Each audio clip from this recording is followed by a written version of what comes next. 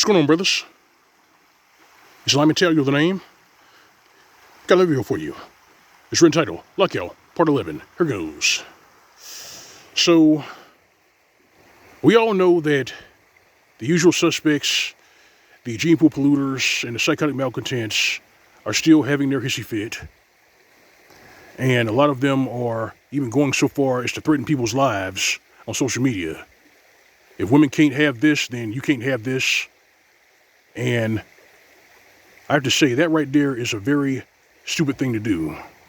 It's very stupid because while you can play around on social media and make threats like that, the police officers will have all the evidence they need to throw your ass in that cage. And if you decide to take it a step further, the individuals that you threaten will do what they have to do to protect themselves. That goes for all the psychotic malcontents who are throwing their little hissy fits and sending death threats online. But I'm going to take a step back from that and talk about what these chameleons, these triathletes, and these half-assed June Cleaver types are going to do. How are they going to spin this? Huh? How are they going to spin this? Are they going to start making videos saying how Roe v. Wade, the whole thing was based off a fucking lie? Are they going to start saying that? Are they going to shift gears in their chameleoning and say that they are rejoicing or they're happy that Roe v. Wade is history because this means that the marriage rates and the fertility rates will climb back up and everybody here in the West will make babies, live happily ever after, whatever the goddamn cliche is?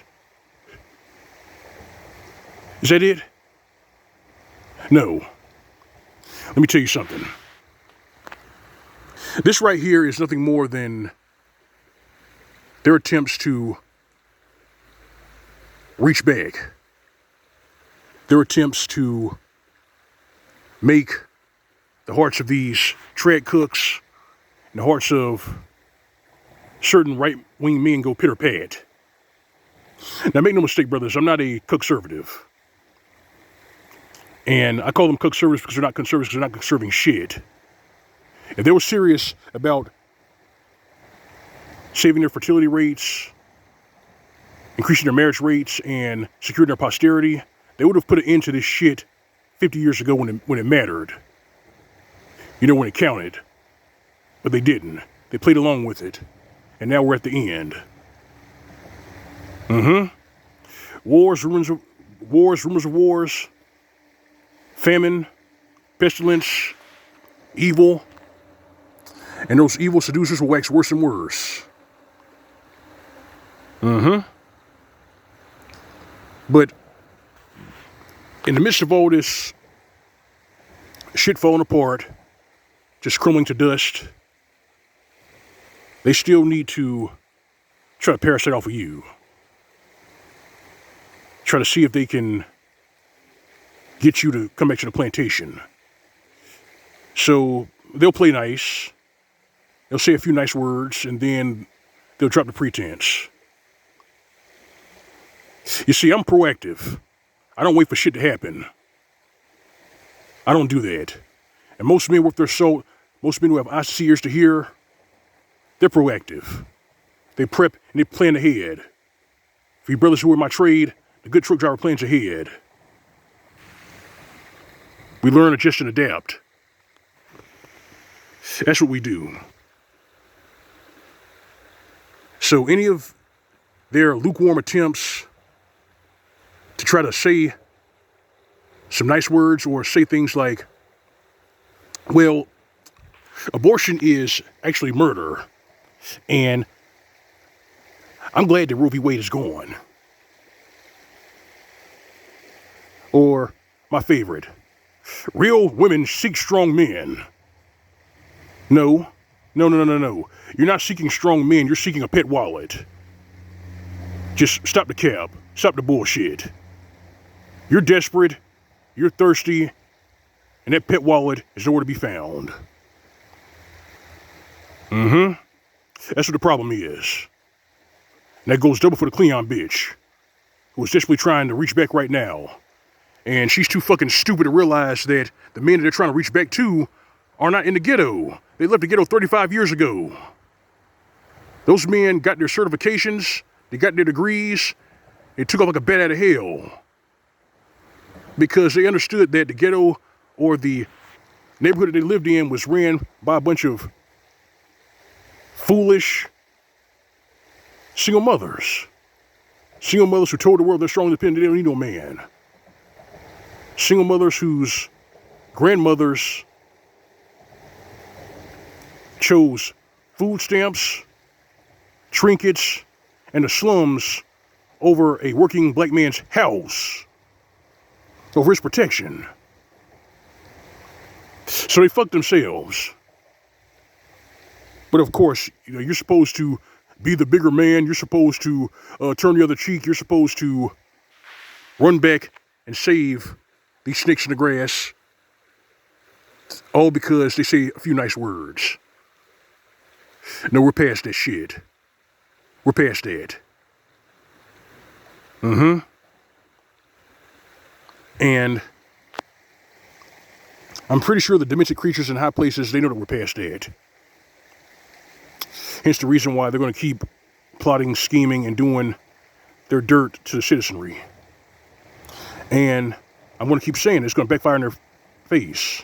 If you understand the scripture in Job chapter 5, verse 12 and 13, it's going to backfire in their face. And I'm going to say it right now. You know that scripture in Revelation, he that leads into captivity shall go into captivity? That's reserved for the scumbags who bankrolled our captivity. That's reserved for them. They will feel every bit of that. But for now, we focus on our lockout game.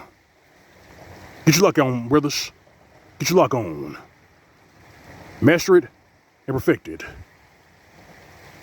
Continue to block and ignore ghosts. Continue to prep and plan ahead. Things are getting serious. But you need to continue to learn, adjust, and adapt, and you need to keep your own swivel during these perilous times. Don't let their nice words make your heart go pitter-pat, because it's all deception. They deal in deception. That's why they hate the truth. And as you brothers know, the truth hurts, but lies can kill. But to them, deception is fun.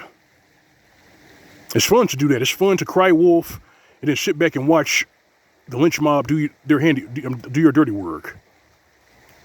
To them, that's fun. It's fun to be a thief and a liar. That's why I say things like, well-behaved women seldom ever make history. This means they want women to be Jezebels, they want women to be thieves, liars, and murderers. Hence the reason why you've had feminists on campus boasting and bragging that they kill their children.